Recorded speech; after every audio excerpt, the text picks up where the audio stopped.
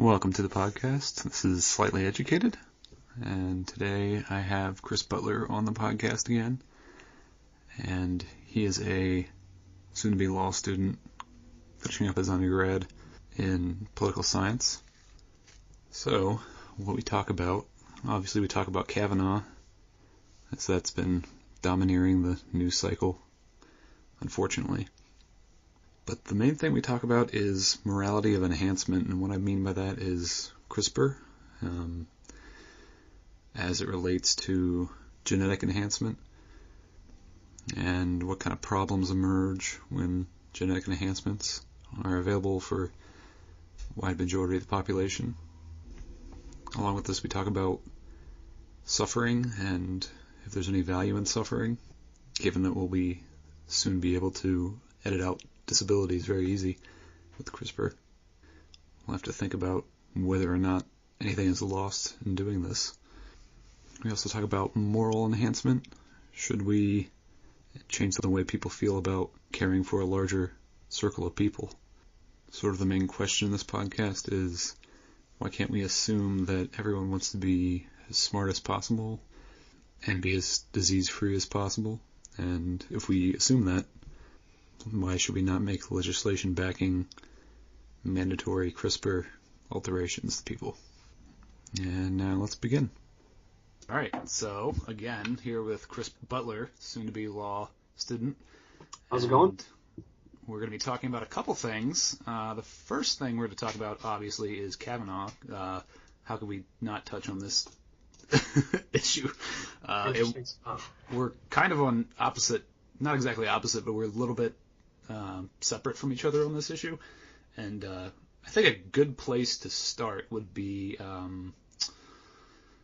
so it seems like both sides are kind of really set in ideological settings on this issue. And I guess the question is, how much certainty do you have to, how certain do you have to be of that someone was sexually assaulted for them to be not confirmed for like a Supreme Court judge, or even hold any position of public service? And obviously, for murder, the bar is going to be set higher to like actually convict someone, to like actually send them to jail. Right. Do you think that bar should be lower in cases of Supreme, like confirmation for Supreme Court justices? Yeah, I definitely think that a conviction of sorts, right, shouldn't be necessary to keep somebody from sitting on the most powerful court in the country. Exactly where the bar for the burden of proof should be set, I'm not sure that I could give you a precise location for that. So I guess I'm kind of gonna show my hand here on where I stand on this issue. I don't know that I particularly felt that sufficient proof was provided to meet that bar, or sufficient evidence was provided to meet that bar, regardless of where precisely it might stand. And I think you're going to disagree with that if I am correct. So if there was any hard evidence, he wouldn't have gotten confirmed. But I don't know, just the matter of fact that Ford put someone at the scene that was to be interviewed by the FBI, that probably would not have any incentive to agree with her. That's pretty convincing in terms of just being likely, I guess. Yeah, I think that I would probably agree that is one of the more compelling arguments for her claims being true. I guess my retort or my counter argument would be that though that is true, everybody that she claims was at the party, everybody that she claims was there with her or could have seen it, have all, if not denied her claim, then they've failed to corroborate it, right? So to the extent that her lifetime friend, I can't remember the woman's name, right, denied that she had ever even met Brett Kavanaugh. So I guess I don't really know where to go with that. other than to take her words at face value. Yeah. How do you? I mean, I think the eyewitness account is more credible than most people attribute it, just for the fact that she knew Brett before the incident, and then she was or allegedly sexually assaulted by him. Right. So, right. I mean, the verification there is a lot closer to probably being true than if she was just like, oh yeah, I met Kavanaugh at this meeting at this party, and he sexually assaulted me there, rather than like I'd met him previously. But yeah, just the lack of like just hard evidence is really what really screwed over. Yeah, I mean, I guess so. I would. I guess to kind of nail down where I stand, I'm absolutely not making the claim that this didn't happen. Right? I have no knowledge whatsoever as to whether or not this actually happened. I was a protein in a flank steak somewhere when this was going on, But so my issue with say preventing Kavanaugh from sitting on the court, specifically as it relates to these accusations, is that we have to have some type of bar for a burden of, again, if not proof, then evidence, right? And unfortunately, I understand it's been a very long time since the incident happened, and probably is close to impossible to provide any hard evidence, right? But there was absolutely none provided to corroborate this story. No physical evidence. Nobody who she claimed was there could corroborate it. The accusations were they stood on their own, I suppose.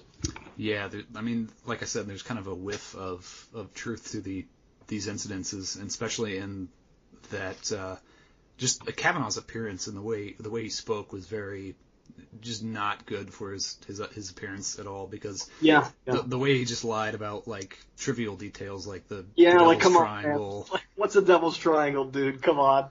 Yeah. Yeah, he just took the position. He could have done otherwise. He could have been more genuine and trying to like actually get to the truth of the matter, but he was just completely like setting in his ideological circle camp and just completely firing, I think Hail Marys. I'm open to people who would argue that either Kavanaugh doesn't have the temperament to sit on the court, or I'm open to the argument that he's too much of a political partisan to sit on the court, right? And I think that those are legitimate critiques of him. And I think that those are maybe more legitimate critiques of whether he should or shouldn't sit on the court than these accusations. Unfortunately, I mean, they're essentially unprovable, and I don't know that it's particularly right to force someone to prove a dispositive, I guess. Yeah, certainly nearly impossible, and yeah, I don't know. Like he lied. That is that is bad. Yeah. Like, hey, by the way, boofing, right? That's definitely when you put alcohol up your butt. Is that what it is? That is always what I have heard people. How I have heard people use the word in reference to like drinking a beer by putting it up your butt. Man, if Kavanaugh is that willing to, he's a conservative, so he's probably put off by putting anything up his butt. So if boofing is that good for a conservative, man, maybe we should try that, man. I mean, maybe there's some other alternate meaning, but yeah, that's how I've always heard the term used. Yeah, man. Oh, all right, interesting stuff. Getting into our main topic here, it's ethics of enhancement, which is getting closer and closer to a reality in our world, and just being able to access our genes is kind of scary. It's very important to think about, because these things are coming like lightning quick to our world, and if we're not going to be willing to use genetic engineering on humans, China, Japan, countries with less qualms about it are going to be using it. So to talk about them now is really important. I think this is even closer than AI, and people are talking about that. We're already seeing some proto forms of genetic engineering taking place today, right, and treating certain genetic illnesses, which I think is pretty interesting.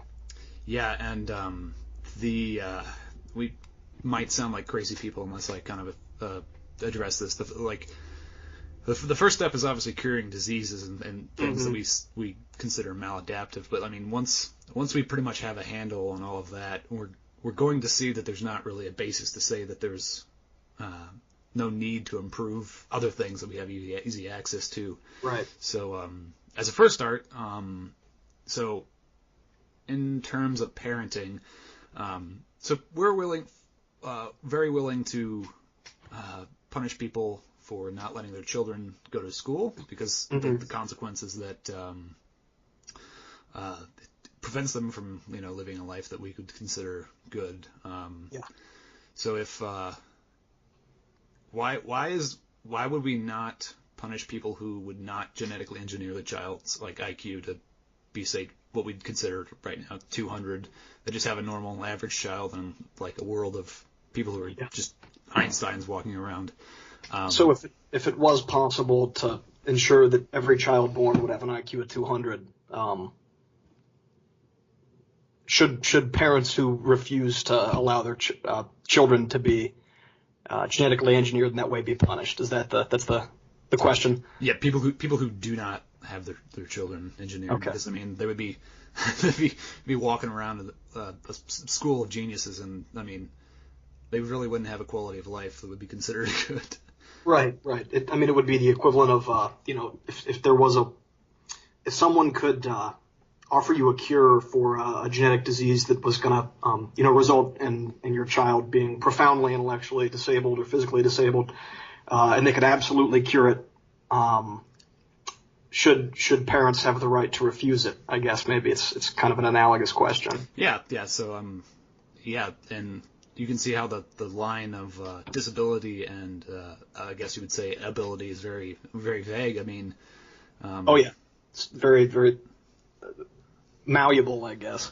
It's just kind of a sin of omission versus commission, where if you just neglect to give your child this drug, or if you fail to have them genetically engineered, that's you're not actively doing anything to damage them, but the consequences there. So yeah, what are your intuitions on that in regards to should we allow people to do this? I think that it's a really interesting question, I guess. But yeah, I definitely think that it's something that we should allow people to do. If for no other reason than I don't think that there's any realistic way to prevent people from doing it long term, whether it's legal or illegal, right? Just like marijuana won the war on drugs in Canada a few days ago, yeah. I guess. Congrats. Yeah, right. Hey, shout out to marijuana. No, but so I guess that my initial reaction is to, in some way, kind of resist or be hesitant to embrace this idea that we could genetically engineer everybody into, a state of human perfection, essentially, because I see value in diversity of human experience, right? And I see value to some extent in facing adversity and being forced to overcome that. So in some ways, yeah, I'm hesitant to fully endorse engineering all defect out of humans, but I guess that I find it to be something of a difficult or untenable position, and that it's the argumentation is essentially like a fallacy of nature, right? Like having an IQ of 100. That way, so yeah. If having an IQ of 100 is natural, then having an IQ of 100 is good, right? Like that's not. I don't think there's any validity to that claim. What about yourself? What are your initial feelings? Practically speaking, I'm kind of getting hung up on the kind of liberal idea that people should not be the personal space should not be invaded. in pretty much any circumstance if they don't want it, unless there's a big enough dependency upon. If something about them is going to harm other people, that's when it obviously that liberty ends. But practically speaking, if some of this engineering is assumed to be like they're going to have to edit the embryo before it's fertilized, and some you can do after the child is born. So practically there, if they have the child in a hospital, it's a little bit less ethically damning to edit the child itself than like the woman's embryo. So it's not, in what sense?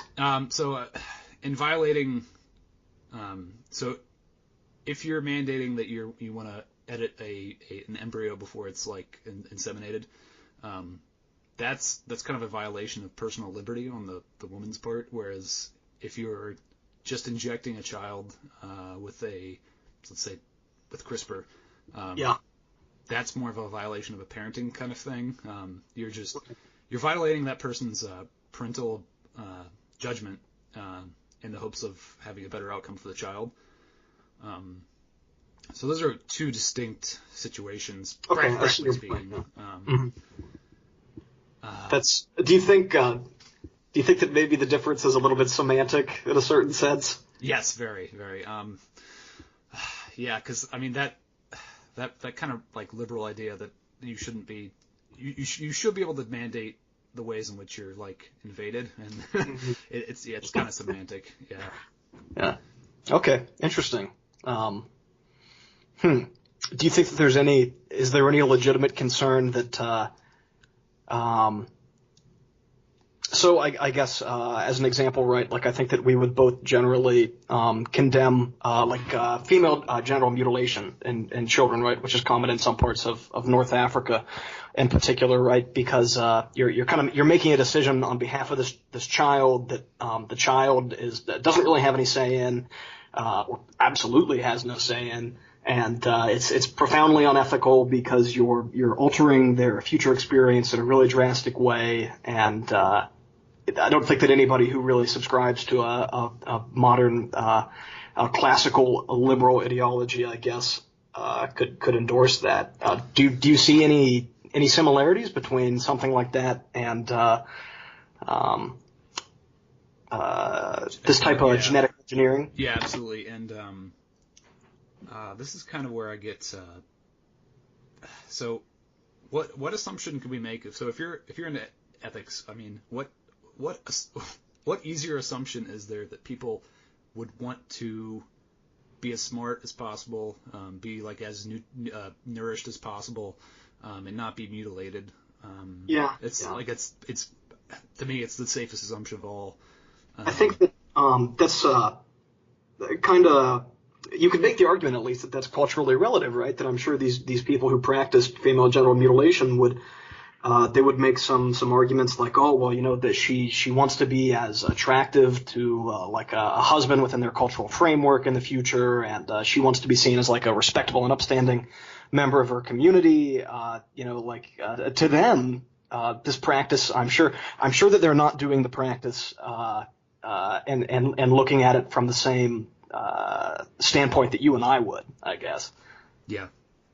Yeah, I mean, they're cashing it out in some kind of religious belief. Right. So, yeah, and that's a whole other rabbit hole to go down. But I would just say that they're wrong about their belief in reality and how they're actually cashing out their belief that you should mutilate a woman like that. But we're getting some pretty interesting issues relating to I guess relativism and things like that. But I guess for the record, I want to go on record as saying I'm not endorsing female genital mutilation. I don't want anyone to think I'm like being an apologist. Radical view there. Radical view. Man, this podcast has taken a really weird turn. You got me. I think another element of this conversation is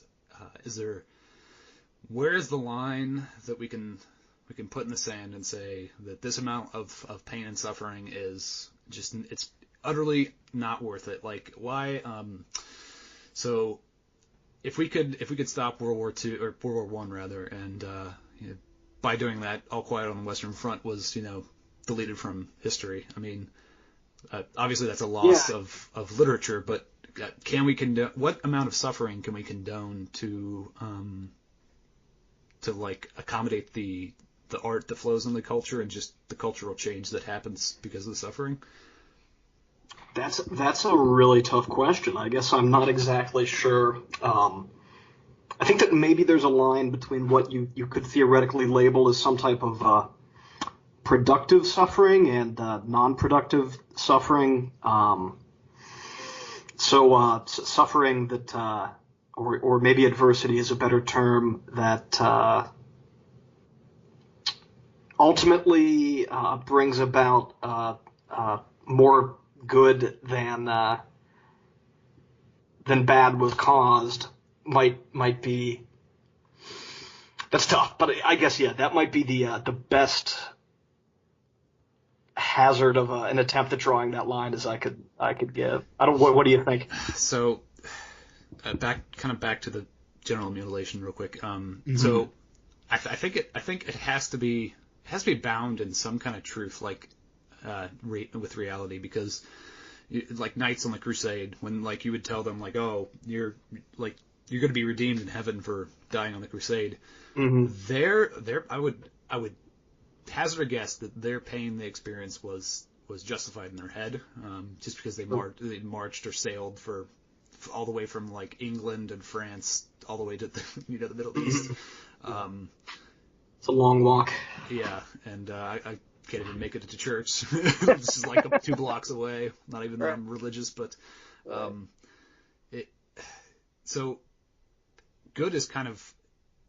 I think it has to be moored in some kind of reality that we can point to and say that's good. When it's like moored to these wayward religious beliefs that don't have any evidence, even if they are mentally stimulating these people that they think it's good, but yeah. And I think that cuts back to kind of a fundamental debate about relativism and the nature of reality, I guess, right? Like, are there any fundamental truths that we can really plant our flag in? And I think, correct me if I'm wrong, I think that you would endorse the idea that there are fundamental knowable truths, and I'm a little more hesitant to endorse that. Would you say that that's accurate? I think that's pretty much it, yeah, as far as distinctions between truth there. But, yeah, I don't know. It's really hard to moor that to belief in a real way. Yeah. So I guess that as a practical matter, I absolutely endorse the idea that there are there are knowable truths, right? But if we want to discuss it in kind of the epistemological sense, I don't know that I'm. If there are objective knowable truths, I'm not sure that we're actually capable of perceiving them. Yeah. Do you have any more to add on in that vein? No, I think we've kind of gone down a rabbit hole here. We can steer ourselves back to what we're talking about. Okay, so sins of commission versus omission real quick. So do you see any, this is basically just a philosophy question, don't really suspend your disbelief a little bit. Is there a distinct philosophical difference between you failing to give your child a high IQ versus you actively retarding your child? I think that even if the net loss is the same.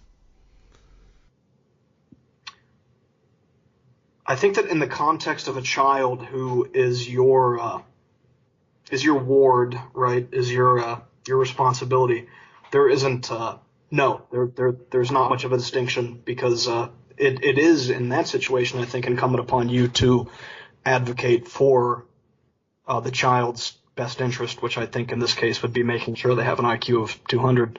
I think that becomes less self-evident if we're talking about, say, a stranger, someone to whom you have no obligation to them whatsoever. I don't think that in that case you're compelled in quite the same way as you would be with your own child. But in this instance, to I guess directly answer the question, no, I don't see any distinction. I think that both are equally unethical. What's your feeling? Yeah, I don't know that they're. I think they're equally unethical to the child. I don't. I mean, it says something about you, obviously, that you're a person who would retard a child, even your own child. Right. But I think that's as deep as it goes. I think that. I think it's, again, I think this is a moral failing on our part to recognize the consequences of our actions or inactions. Yeah. I think, psychologically we judge the sins of action worse than inaction, even if the net is the same. So I guess we can go into the moral failings since we're already touching on this. So you see a picture of a starving child, and you're like, oh, it's fucking terrible, and you want to contribute money to this person. But when you see a picture of the starving child, and then 10 other villagers that live in our village, you're just like, it sucks, but I don't really need to do anything about this. Do you think this specifically is a moral failing in terms of our ability to reason morally, and if not, I can probably find another example that is a moral failing. And the second part of that question is, should we want to intervene in these moral failings, i.e., engineer our brains in the way that we see moral failings like this as for what they are? They're failings, and when the suffering is, say, one person, the addition of 10 more should be a proportional, incremental effect to us, emotionally. We should feel, 10 people worse when we see 11 people instead of one. I guess that there is a on some level, I think that maybe the different reactions can be excused, or the extent to which their moral failings can be mitigated, and that if you see a little girl who's starving by herself, right, she's an entity that essentially has no agency, and she's clearly not going to be able to save herself in this situation. But if you see a whole village of starving people, whether it's necessarily true or not, right, I think that we kind of say to ourselves, I don't know, they're grown adults, they have agency, they can they can potentially pull themselves up by their own bootstraps in this situation, whereas that's not something that we can even kind of console ourselves with in the case of a little girl. I would hesitate to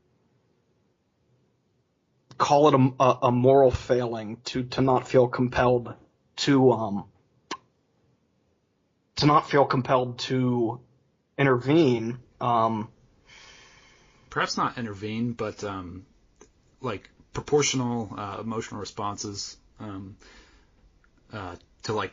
seeing a picture of this. You see, you're informed that one person is suffering and starving, and 9 more are added. Should we want that kind of proportionality in our psyche? I would argue that we would, because I would say this is a moral failing, but I don't know how you think on that. I guess that I take a little bit of issue with the premise of the question, I guess, in that, in accordance with some of the more classically liberal philosophy that I subscribe to, I don't really see an obligation to. I don't necessarily see an obligation to intervene in the place of others in cases where you had absolutely no. You had no hand in creating the situation, right? Now, that doesn't mean that you shouldn't. I mean, I certainly think that you should if you're able to do so. But I guess I'm hesitant to accept the premise. Okay. To me, it's just that most of our problems with violence and strife, they're solved by extending the social circle of people you care about. We're programmed to care about like 150 people in a hunter-gatherer kind of setting. Do you do you see any like fault in if we could say expand our like network, put a chip in your brain, you can care about 300 people now. Do you think that's something that's desirable, or do you think that there's something worthy of like the only caring about a small amount of people? I think that situationally it would certainly be desirable, and maybe in a culture like our own that has just an incredible amount of material wealth, and we're working inside of a system where we really can raise all the boats at the same time. That might be desirable, right? But in a environment where in a truly competitive environment, no, I don't think that would be desirable whatsoever, right? We evolved the way that we did because I guess for most of history, survival was something of a zero-sum game, right? Like potentially both of our tribes can't survive, only one of them can, and I think that under that particular circumstance, right, like it's probably not desirable to I guess expand the in-group to include people who aren't necessarily members of the in-group, right? Yeah, but I guess at this point, right, under circumstances that we're currently living in, like, I think that would be a good thing if we could expand the range of people that we can feel compassion for. What's your feeling on that? Yeah, I agree totally. Couldn't have said it better. So something we can move on to here is so if you think your circle should expand from 150 people to caring about 300 people, what then? Why should you care about you go into a burning building and you see like my child and your child, why shouldn't that split not be like 50-50, like you're basically just going into the building and just saving the first person you see or whoever you can save rather than considering your own kin. So I guess like why is kin selection good in our capitalistic environment? So I guess in some sense the question is kind of why isn't or what would be the issue with making the your in-group universal? Would you say that's essentially the crux of the question? Yeah, you're in it. Why do you need to pick relatives over? Why is there even nepotism in government or corporate America when we should all be as concerned with each other's welfare, like regardless of relation or concurrence of DNA? Right. So I think that if we were in a world, as we're kind of talking about, where we could we've essentially edited out all the negative aspects of humanity, and we're all totally selfless, and brotherly love rules the day and whatnot. Communism's the government. Right. We've reached some state of true communism. Then maybe under those circumstances, I would find the argument more compelling that our compassion should be universal in a certain sense. But as the world currently stands, I think that maybe this line of argumentation isn't quite as applicable to say to small children.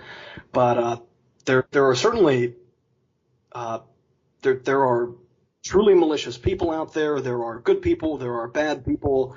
I don't think that it's necessarily a wise move at this point in our evolution to go out into the world with blinders on, under the impression that everybody is ruled by brotherly love and selflessness. In the case of two children, right? I mean, it's children having reduced agency. It's kind of tough for a child to be a good or a bad person necessarily. So I think it's a little more difficult to defend not having a total selfless compassion for a child in that scenario. And I think that maybe there's not even an ethical way to defend saying, well, I'm going to grab my child, not yours necessarily, right? But I don't think that necessarily applies to the totality of humanity. What's your position there? I do see it as a kind of fallacy, just because I don't think there's really a ethical way to defend, kin selection really. Yeah. But at least like kin selection in that kind of context where it's two children. But I fail to really like point at that person who would pick their own child over someone else's and say that they're like morally bad. Right. Or just like just bad people. But I do think that we'd be better off if those kind of pressures were not exactly there. But I don't know. Darwin probably has something to say about this. But I guess if there was like absolutely no internal pressure to propagate your genes, what kind of things would happen to society? Right. And then there's kind of an interesting question. You brought up the propagation of genes, right? Is that how do ethics play into our kind of innate desire to ensure that our genetic material continues on, right? Is that a good thing? Is that a bad thing? Is it kind of amoral as opposed to immoral? What do you think? Yeah, it's a tough question. I don't know that there's any good way to really couch that. I guess if we could just make everyone feel as concerned with everybody else's well-being as their own child, would that be paralyzing to everyone? Would you care too much about too many people, or would you not care? Would it kind of mute everything where you just wouldn't have enough fucks to give, basically? Yeah. I mean, as a practical matter, I think that would be difficult to incorporate into any type of hierarchical structure. And I mean, I would kind of endorse the argument that regardless of how you're going to structure your society, some level of hierarchy is inevitable, right? I mean, you can, the Nordic countries are often pointed to as kind of the epitome of egalitarianism in the world today. But I guarantee you go to some bank in freaking Norway, man, there's going to be a board of chairmen who are running that bank, and they have significantly more authority and capacity than the teller who's cashing your checks. So yeah, I don't know if we just had total selflessness and brotherly love was kind of the defining, or I guess brotherly is maybe a gendered or sisterly, yeah, right, brotherly or sisterly love, I guess. Make it neutral. Right, for the entirety of humanity. I don't know how you would incorporate that into on a functional level into any society, right? And there's certainly a lot of times in our lives where we're in truly competitive environments, right? Where only one person gets to win here. Only one person gets the promotion. Only one person gets the raise. Only one person, gets the scholarship. And I don't know how you would incorporate. I don't know how you would incorporate that. Because there still are zero sum games, right? Like where only one person gets the promotion, only one person, wins on this stock trading, or a set group. So right, whenever you do have zero sum games, I mean, if there's not a motivation to actually win that zero sum game, you're gonna lose it, right? So right. And I mean, I think that we've seen. We're pretty much discussing the fundamental claims of Marxism, right? Is that like we're gonna reach this point where everybody just kind of realizes that their fellow man is an end of infinite worth, and therefore we should all just kind of embrace this concept of universal love, and from each what's the famous catch line? From each as they're able, and something along those lines, right? So that's pretty much the fundamental claim of Marxism, is that it's possible to bring about a society on these lines. And I know that this is kind of a contentious claim to conflate like the Soviet Union and Maoist China with communism. I know a lot of people will say, well, that wasn't real communism, but I guess my retort is everywhere that the system has ever been tried, it doesn't seem to have worked out very well. Yeah, communism just didn't understand human selfishness enough, whereas capitalism step in the right selfish direction, I guess. Yeah, it's maybe more of the economic system of the realist, unfortunately. I don't think capitalism's more ethical, but it certainly works better. Right. I mean, I think that totally on a tangent here, but I think that capitalism is both the meanest economic system that has been devised, and it's also the best economic system for raising the most people out of poverty at any one given time. Yuval Noah Harari in the book I'm reading, or listening to rather, he says there was a story that's probably like apocryphal, but one of the Soviet ministers went to Great Britain, and he was walking around the streets, and he was just shocked at he was getting shown around town by the British government officials, and he's like, I really need to talk to whoever is in charge of distributing bread to all the civilians. Who is it? I have to meet them. And they're like, no one is in charge of giving the bread to the civilians. Like what? and that's why capitalism is just a bit better in that regard. Yeah. I mean, a similar story, maybe apocryphal as well. I can't remember if it was supposedly Gorbachev who came to visit Reagan, and they were somewhere down in Texas, and Gorbachev asked to stop at some random grocery store, and he walked in, and he allegedly claims that that was the moment at which he knew that communism would ultimately lose out to capitalism. One of the last kind of things I want to bring up is so you have a pit. Let's just call this. This is from like a Sam Paris podcast. He says you have a person that's you have a child, and it's Bernie Madoff. It's fucking Bernie Madoff. But you're in luck. You had your child in a time where there's a drug you can give them that's an anti-Bernie Madoff drug. If you give this drug to your child who is Bernie Madoff, he will not be Bernie Madoff, or he'll be Bernie Madoff, but he just won't be a dick and want to really, fucking screw rip people over. off. Yeah. So, are you negligent if you do not give your Bernie Madoff child the Bernie Madoff drug? So I know he's going to be Bernie Madoff when he grows up. 100, like the DNA testing, like you have perfect information on this. Like it's either he is going to be Bernie Madoff or he's not.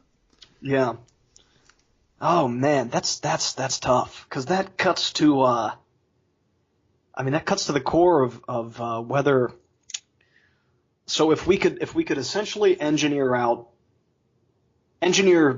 immorality out of people, I guess you could say, would it be appropriate to do so? And I mean, I guess in a utilitarian sense, of course you would be negligent by not preventing your child from ripping people off for hundreds of millions of dollars, right? But and it doesn't even have to be something like ripping people off, or it just has to be like this person's going to be a murderer, or this person's going to like really be really shitty to someone or harm people, right. And it doesn't even have to be like ethical. It's just that if you change this person's, if you intervene in this person like via CRISPR or some kind of brain alteration, they won't harm a person that they were going to harm. Does the government have a right to intervene? That's tough. I guess I would say from a utilitarian perspective, I'm going to have a really tough time defending murderers or Bernie Madoffs. But I think that on maybe a more more academic level, I think you can make the argument that if you are engineering immorality out of people, right, you're essentially taking the action, or you're taking the choice as to whether to be moral or immoral out of somebody's hands. Then that person at that point is not even capable of morality, and not at least in the strictest sense, in that they're not. They're really no different than lines of computer code who are just reacting to the incoming stimuli, and there's nothing moral about that. So it's not even really, I guess I wouldn't frame it in terms of eliminating immorality. I would see that as totally removing the concept of morality from the human experience, right? We would be going to an amoral model. And I know that I just kind of danced around the question there a little bit. Sorry about that. But you basically believe that you have to have the option to act like you have to have the option to act poorly in order for your good actions to be considered good. Yeah, I mean, I don't think that anybody would really embrace the idea that like a computer program is capable of morality, right? Like I think you would reject that, right? Yeah. And this gets kind of emergence in that if humans are just algorithms, they're just biological algorithms, then I mean, why and how does morality emerge? Why do we have these intuitions? And could computers not be moral creatures if we engineered them exactly like we are? So what's your feeling on that? Do you think that? I mean, are we just biological algorithms, or I mean, I guess are things probabilistic or deterministic? What's your? Well, they're for humans they're kind of just empirically a combination of both. So the randomness is definitely there and observable, which doesn't attribute free will or choice, but I think whatever is not left from randomness is just determinism, and I think it's just biological algorithms from the top down. I think you have intuitions otherwise, though. Interesting. So I guess that I think that in a probabilistic world, right, there's still room for morality on some level, but in a deterministic world, I don't think that morality would even really factor into any type of analysis. What's your feeling about that? Well, it's really hard to get. So if you do believe that humans are just algorithms, they're just number processing, they're just data information processing. You have to figure out how why consciousness has to even emerge. Like why could we not be basically just zombies going around doing the same exact actions just with the lights off, no experience. Which I guess kind of the cop-out is that because consciousness adds a kind of data processing that couldn't be added otherwise. So your experience of anger is the only way to compute a certain action, whereas you couldn't have done that otherwise without experiencing it. But that's how would you relate that to say the experience of a carpenter ant, right? Like I don't think that either of us would say that a carpenter ant is necessarily conscious in the same way that you and I are, or at least it's certainly not my intuition that a carpenter ant is conscious in the same sense that I am. But they still seem to be perfectly capable of displaying the full spectrum of appropriate responses to stimuli. What's your feeling there? Yeah, it's a really tough topic, and I don't. I mean, I think we're just a scaled up version of an ant. Not that we carpenter ant. It's very unromantic, I guess. But yeah. I mean, do you think consciousness is something that's not just like the production of consciousness is not an algorithm? Yeah, I don't think an ant is as conscious as you or me. But Right. So I guess that's a question that I don't really have a hard stance on. I'll say that I certainly want to believe that that we are ghosts in a machine. We're not the machine itself, right? That like there's something special and kind of ethereal and maybe even spiritual about the experience of consciousness. Unfortunately, I don't really have anything to back that up, right? I just want it to be true. And I think there's a lot of really interesting theories out there about what the hell is consciousness and why are we experiencing it, right? But I definitely don't think that I've ever seen something that was sufficiently compelling for me to say, no, this is the answer. This is what consciousness. Unfortunately, I think kind of a good capstone to end this is going to be so we can both imagine differences in logical capacity, like a calculator versus a computer, or humans 100 years ago, 1,000 years ago versus us today. I mean, the IQ is kind of creeping up a little bit there over time. So there's definitely an observed increase of, logical capacity. Why do you think that, ethical reasoning can have the same kind of peaks? So just as you can be just logically superior to someone, you can just completely you just have more logical capacity. Yeah. Do you think there's scenarios where you can be, ethically superior to people? Not in terms of like I am more ethical than you, but my ethical reasonings are more farsighted and more thought out than yours. Right. Just like this, I solved this math equation and you didn't, so there. I certainly think that within the context of a given culture or environment, yeah, absolutely. I think it becomes a little bit more difficult when you try to apply ethical reasoning cross-culturally, in the sense that someone from a radically different culture is almost running a different ethical operating system than you or I are. What's your thinking? Yeah, I think there's something there in that it's harder to be ethical in whatever sense you want to say in Saudi Arabia than America. And I don't think we'd disagree about that. But maybe something you would disagree with is that we can say that Saudi Arabia is not as ethical as America, just based off of,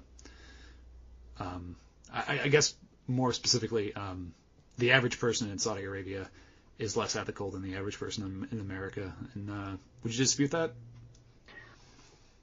Certainly, as far as it relates to the Saudi government's policies, social policies, and criminal policies, and foreign policy to some extent, I would absolutely condemn it, and I would label it from my position within my culturally relative sense of morality as being highly unethical.